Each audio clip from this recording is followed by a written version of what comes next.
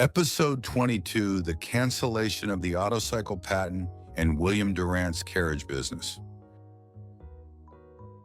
Daimler and Benz's research on gasoline engines had made significant progress and was nearing the stage of practical application. However, Daimler and Benz faced one major obstacle in developing gasoline engines. The petroleum engines developed by Benz and Daimler incorporated Otto's four-stroke cycle, which was considered the optimal method at the time, but the issue was the Otto cycle patent. Since Otto held the patent rights at the time, Benz and Daimler could not freely use the Otto cycle.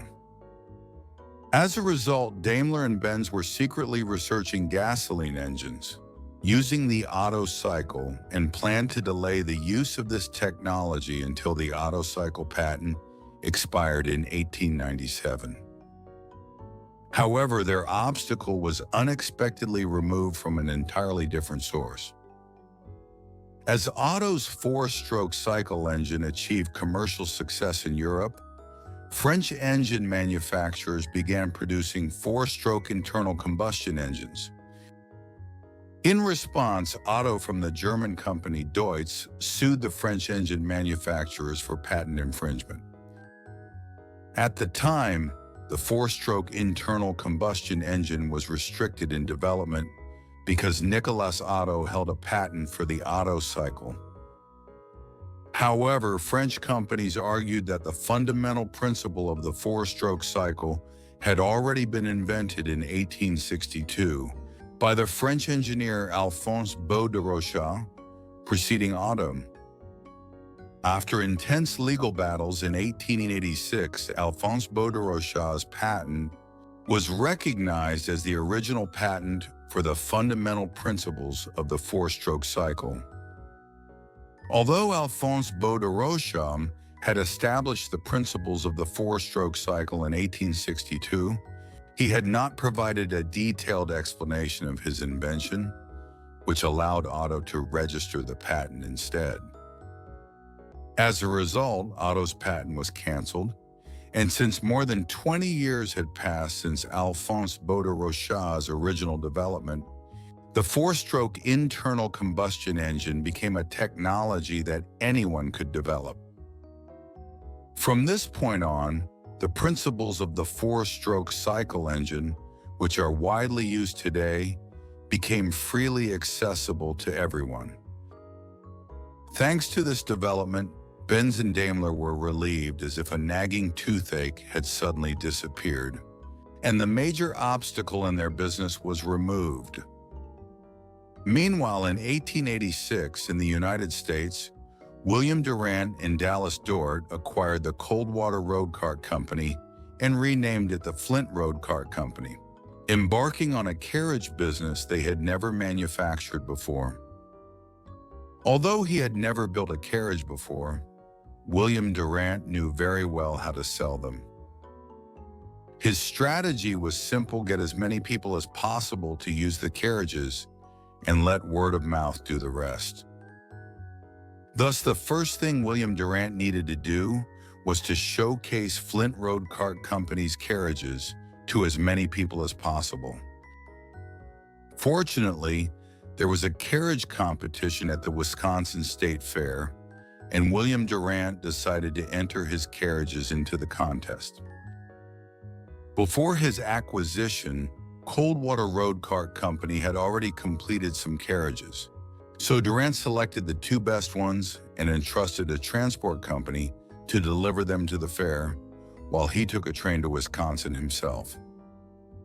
Upon arriving at the fair, William Durant met with the competition officials and, using his signature charm and persuasive skills, explained the advantages of his carriages.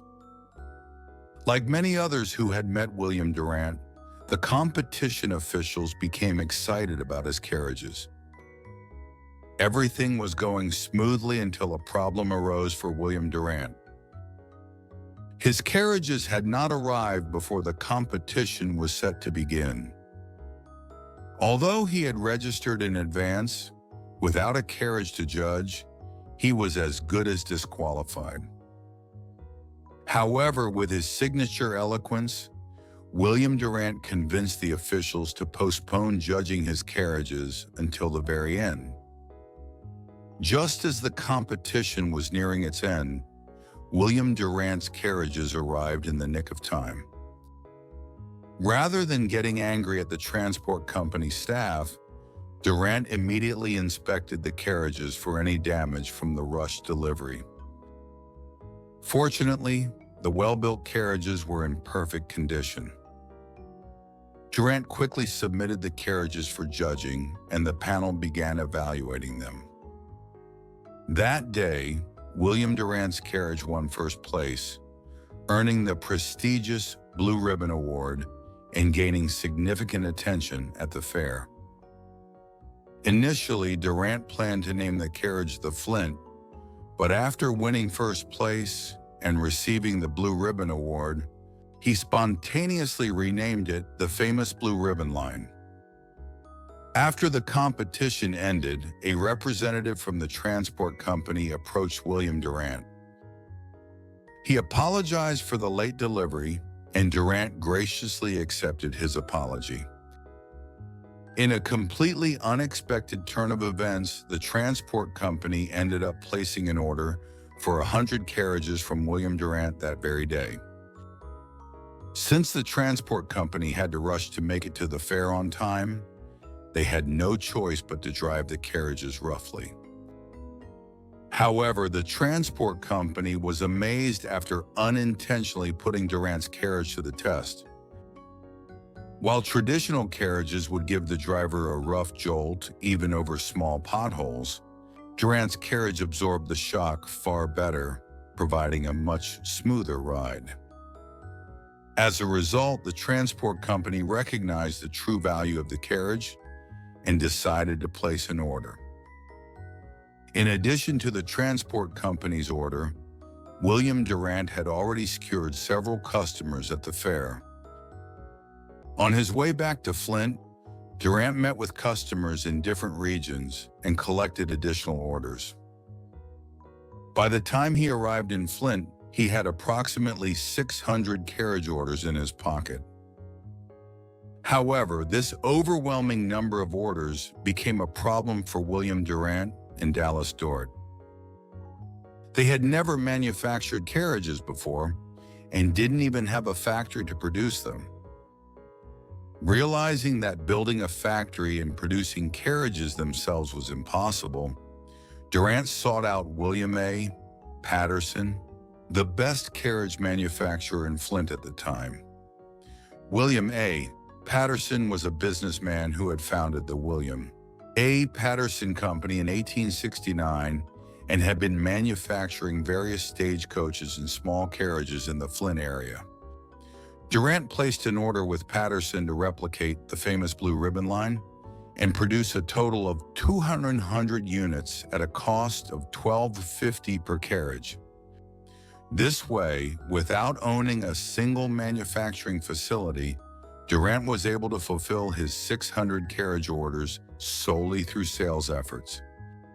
As Durant had predicted, the famous Blue Ribbon Line dominated the niche market for commuter carriages, and with performance far superior to other small carriages of the time, it quickly spread by word of mouth. In their first year of business, William Durant and Dallas Dort of the Flint Road Cart Company sold 4,000 units of the famous Blue Ribbon Line, generating an astounding net profit of $18,000,